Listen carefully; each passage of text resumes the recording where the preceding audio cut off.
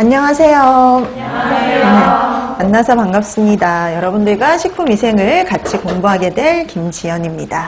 자, 그럼 이제 우리가 식품위생, 우리 단체급식에 의해서 이제 식품위생에 들어가는데요. 식품위생도 뭐 기본적으로 단체급식과 동일한 수업 방식을 따른다라고 생각해 주시면 될 것 같아요. 자, 우리 이제 식품위생도 이제 그 단체급식과 마찬가지로 다른 전공 과목에 비해서 조금 이제 중요도가 떨어지죠. 아무래도 뭐 이제 영양학이나 그 영양 교육이나 이런 쪽보다.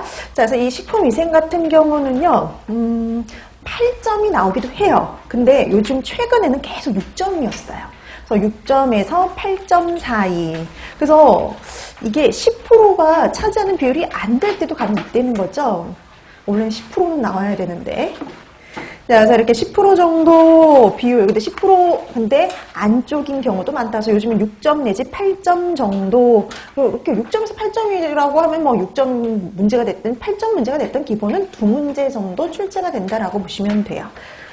자, 근데 이 2문제가 어디서 나오느냐? 그 4가지 영역에서 나오는데요. 여러분 이제 이 공청회 자료를 보면 4가지 영역으로 식품위생학을 나눠놨습니다. 그래서 그나마 그래도 다행이죠. 원래는 뭐 그 영양사에서 해야 될 내용은 더 많기도 하고요. 그러니까 뭐 이제 보는 곳마다 좀 다르긴 하지만 그래도 좀 줄여주긴 했죠. 근데 그 줄여준 것도 있긴 하지만 거기서 또 이제 봐야 될 것들이 꽤 있습니다. 자, 보시면 식품과 미생물 파트 그 첫 번째 영역에서는요, 미생물의 종류와 특성 기본적으로 봐두셔야 되고요. 그럼 이 미생물의 종류와 특성을 공부하면서 어느 정도 식중독에 대한 것들을 어느 정도 정리도 할 수도 있어요. 그래서 뒤에 있는 내용들과도 또 연계가 되니까 기본적인 미생물의 종류와 특성 파악하시면 되고요. 그 다음에 그 미생물 중에서요, 식품이 위생적으로 안전한지 아닌지를 판가름할 때 이용할 수 있는 식품의 오염지표균 이게 있거든요. 그래서 식품의 그 오염지표균을 대해서 공부하고 그 다음에 이 오염지표균을 본 다음에 보는 게 이제 바로 식품의 부패와 초기 부패를 판정하는 방법입니다. 그리고 이 부패와 초기 부패를 판정하는 방법이 끝나면 이 내용이 다 끝난 거냐? 아니에요. 여기다 플러스로 공부해야 될 게 있어요. 여기보다 더 자주 나오는 문제들이 있어요. 그게 바로 뭐냐면요, 부패를 방지하기 위한 보존법과요, 그 다음에 이런 미생물을 사멸하기 위한 살균 소독법이 있는데 오히려 그쪽에서 시험 문제가 더 자주 출제되는 표현이에요. 자, 그 다음에 이제 2번째 영역으로 들어가면은 식중독 및 곰팡이 독소, 식품 첨가물과 관련된 내용들이 시작이 되는데 이 파트가 제일 중요해요. 그러니까 여러분 우리 영양사 시험에서도 마찬가지거든요. 영양사 시험에서도 이 식중독 파트가 제일 중요하듯이요.